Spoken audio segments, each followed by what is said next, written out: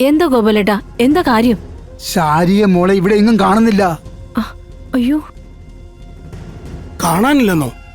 ഈ കൈക്കുഞ്ഞിനെ വെച്ചോണ്ട് ശാരിക എവിടെ പോവാനാ? അത് തന്നെയാ ഞാനും ചിന്തിക്കുന്നത്. ഇന്നലെ ഇവിടെ വല്ല വഴക്കും ഉണ്ടായോ?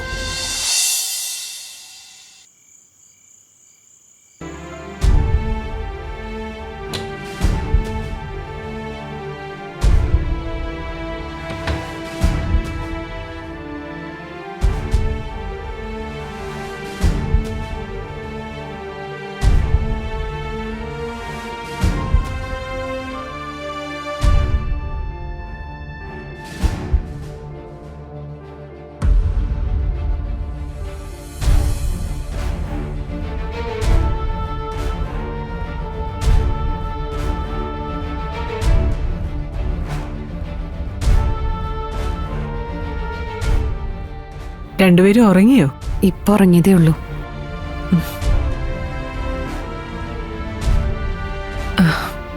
നീ ഞാൻ പറഞ്ഞതൊക്കെ ഓർത്ത് വിഷമിക്കണ്ട. ഞാനത് അപ്പോഴേ മറന്നു സത്യാമ്മേ.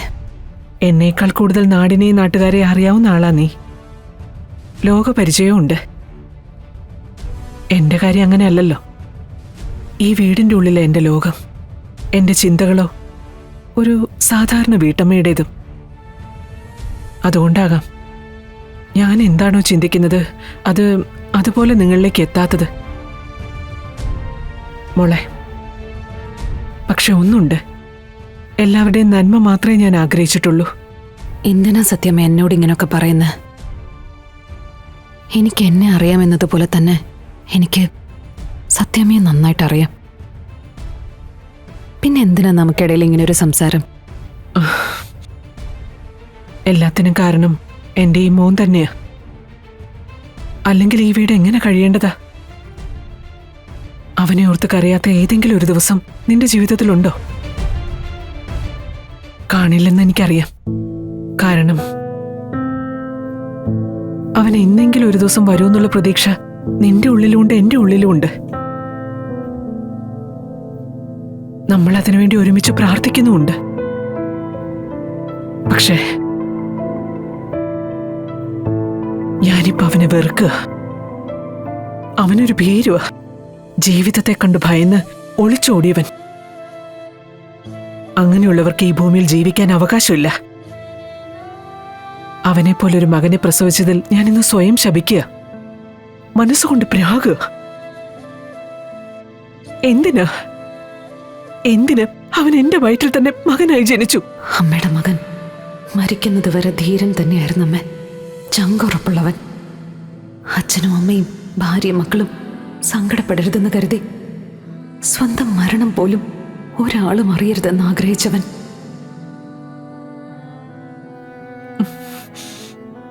മോളെ,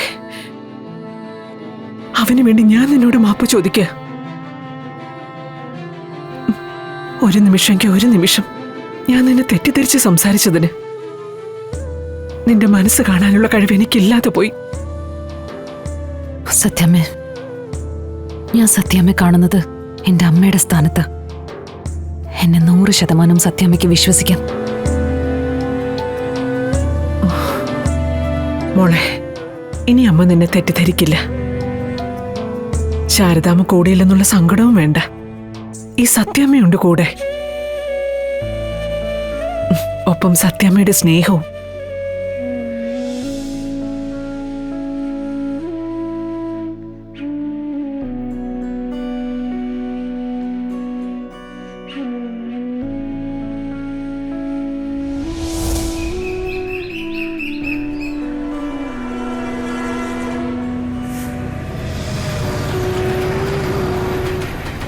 ശാരികേ, മോളെ ശാരികേ, ശാരികേ, ഇവളിത് എവിടെ പോയി? ശാരികേ,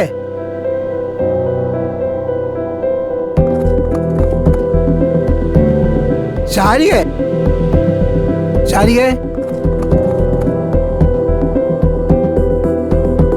ശാരികേ, ശാരികേ. എന്താ അച്ഛാ? അല്ല, ശാരികയും കുഞ്ഞിനെ ഇവിടെ കാണാനില്ല. കാണാനില്ലെന്നോ? അവരിതെവിടെ പോയി? അറിയില്ല.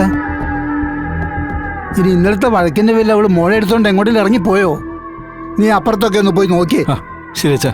ശാരികേ, ശാരികേ, ശാരികേ, ശാരികേ. ശാന്തേ, ശാരിക മോളെ എടുത്തോണ്ട് പുറത്തേക്ക് ഇറങ്ങുന്ന ഞാൻ കണ്ടോ? ഇല്ല. പിന്നെ അവളിത് എവിടെ പോയി? എന്റെ ദൈവമേ, ചതിച്ചോ?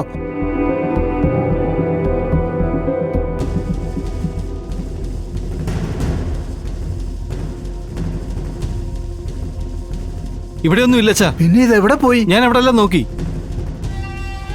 എന്താ ഗോപാലേട്ടാ, എന്താ കാര്യം? ശാരിക മോളെ ഇവിടെ എങ്ങും കാണുന്നില്ല. അയ്യോ, കാണാനില്ലെന്നോ?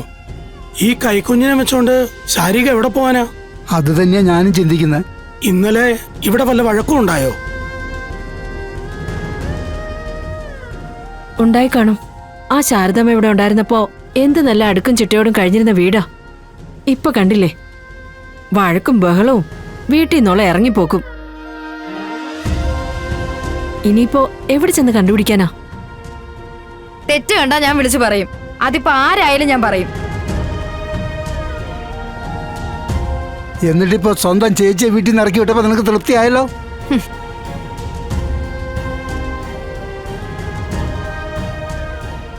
ഇനി ആ കൊച്ചിനെ തള്ള ഞാൻ എവിടെ പോയി നോക്കും കുറുപ്പ് സാറേ? ആ കൊച്ചിനെ കൊണ്ട് അവള് വല്ല പുഴയിലോ കിണറ്റിലോ ചാടിയോന്ന് എന്റെ പേടി. പറയാൻ പറ്റില്ലേ, പെണ്ണിന്റെ മനസ്സാ, എന്താ ചെയ്യാന്ന് പറയാൻ പറ്റില്ല. അങ്ങനെയൊന്നും സംഭവിക്കില്ല ഗോപാലകൃഷ്ണ.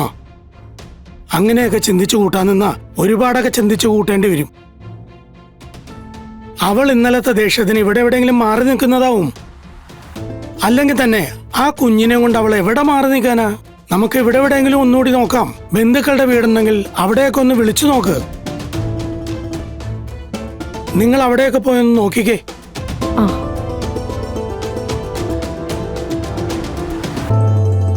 സമാധാനപ്പെടു ഗോപാലകൃഷ്ണ, നമുക്കവരെ കണ്ടുപിടിക്കാന്നേ.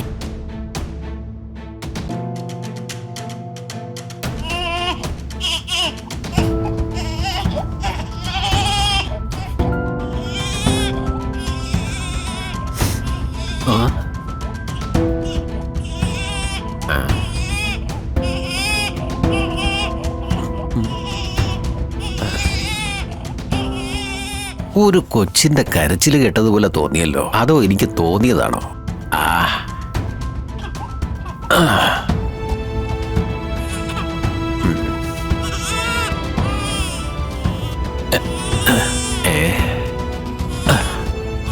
ഓ, അതൊരു കൊച്ചിന്റെ കരച്ചിൽ തന്നെയാ.